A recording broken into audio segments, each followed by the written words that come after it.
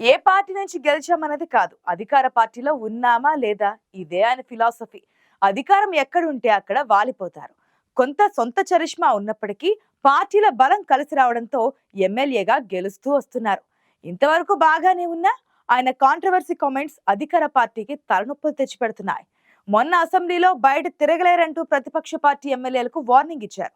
ఇప్పుడు సీఎం ప్రతిష్టాత్మకంగా తీసుకున్న హైడ్రా కమిషనర్ పై దానం వ్యాఖ్యలు సొంత ప్రభుత్వాన్ని ఇరుకున పడేసేలా చేశాయి. వివాదాలకు కేర్ ఆఫ్ గా మారిన ఆ ఎమ్మెల్యే ఎవరు?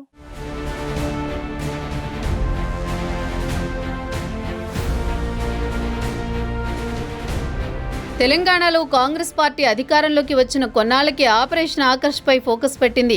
సీఎంగా ఉన్న రేవంత్ రెడ్డి బీఆర్ఎస్ ఎమ్మెల్యేలని టార్గెట్ చేశారు. తానే టీపీసీసీ అధ్యక్షుడు కూడా కావడంతో టాప్ సీక్రెట్ గా ఆపరేషన్ బీఆర్ఎస్ స్టార్ట్ చేశారు.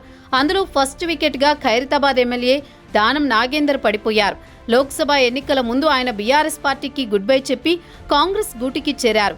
ఆ తర్వాత కాంగ్రెస్ పార్టీ నుంచి సికింద్రాబాద్ ఎంపీగా బరిలోకి దిగి ఓటమి పాలయ్యారు. 2014లో కాంగ్రెస్ పార్టీ నుంచి ఖైరతాబాద్ ఎమ్మెల్యేగా పోటీ చేసి ఓడిపోయారు దానం. దాంతో 2018 ఎన్నికల ముందు గులాబీ పార్టీలో చేరి కారు గుర్తుపై పోటీ చేసి విజయం సాధించారు. అయితే అధికార పార్టీలో ఉన్నా ఆయనకు ఎలాంటి పదవులు దక్కలేదు. తీవ్ర అసంతృప్తితో నెట్టుకొచ్చారు. తిరిగి 2023 ఎన్నికల్లో బీఆర్ఎస్ నుంచి పోటీ చేసి మళ్లీ గెలిచారు. కానీ గులాబీ పార్టీ మాత్రం అధికారాన్ని కోల్పోయింది. దీంతో తిరిగి సొంత గూటికి చేరువయ్యారు దానం. ఏఐసీసీ రాష్ట్ర వ్యవహారాల ఇన్ఛార్జి దీపాదాస్ మున్షి సీఎం రేవంత్ రెడ్డి సమక్షంలో కాంగ్రెస్లో చేరిపోయారు.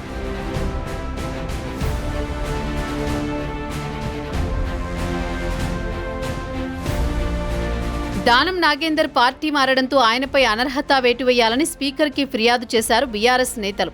అంతేకాదు హైకోర్టును ఆశ్రయించారు. ప్రస్తుతం కేసు విచారణ కొనసాగుతోంది. ఇరుపక్షాల వాదనలు విన్నాక హైకోర్టు తీర్పును రిజర్వ్ చేసింది. దీంతో దానం బీఆర్ఎస్ నేతలపై అవకాశం చిక్కినప్పుడల్లా విమర్శలు చేస్తూనే ఉన్నారు.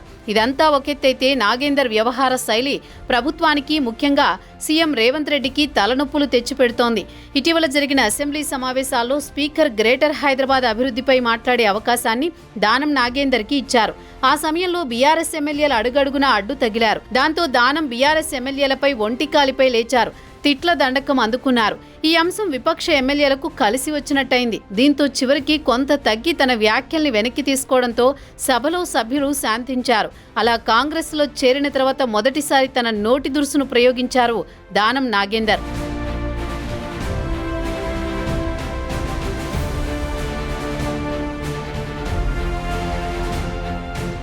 ప్రత్యర్థులపై విరుచుకుపడ్డంలో దూకుడుగా ఉండే దానం అధికార పార్టీలోకి వచ్చాక ఇంకాస్త స్పీడు పెంచారు. బీఆర్ఎస్ నుంచి గెలిచినా అధికార పార్టీ ఎమ్మెల్యేగా చలామణి అవుతుండటంతో తానేం చేసినా చెల్లుతున్నట్లయింది ఆయన వ్యవహార శైలి.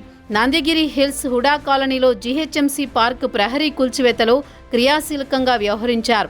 దాంతో జీహెచ్ఎంసీ విజిలెన్స్ అధికారులు జూబ్లీహిల్స్ పోలీసులకు ఫిర్యాదు చేశారు. ఆ ఫిర్యాదుతో ఎమ్మెల్యే దానం నాగేందర్పై కేసు నమోదు చేశారు జూబ్లీహిల్స్ పోలీసులు. తనపై పోలీసులు కేసు నమోదు చేయడంపై హైడ్రా కమిషనర్ రంగనాథ్పై సీరియస్గా రియాక్ట్ అయ్యారు దానం. కొత్తగా వచ్చిన అధికారికి ఆ పోస్టులో ఉండడం ఇష్టం లేనట్లుందని వ్యాఖ్యానించారు. కేసులు తనకు కొత్తేమీ కాదని, గతంలో ఇలాంటివి ఎన్నో పెట్టారంటూ అధికార దర్పం ప్రదర్శించారు.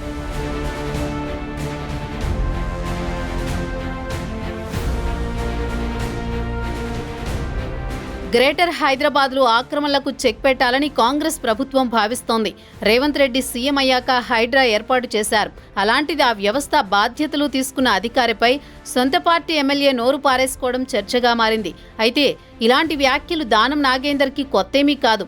గతంలో కూడా ఇలాగే ప్రవర్తించి చిక్కుల్లో పడ్డారంటున్నారు ఆ పార్టీ నేతలు. అయితే ఈ విషయం మరింత రచ్చకు దారితీయకుండా సీఎం రేవంత్ దానం నాగేందర్కు ఫోన్ చేశారనే ప్రచారం జరుగుతోంది. సంయమనం పాటించాలని సూచించినట్లు తెలుస్తోంది.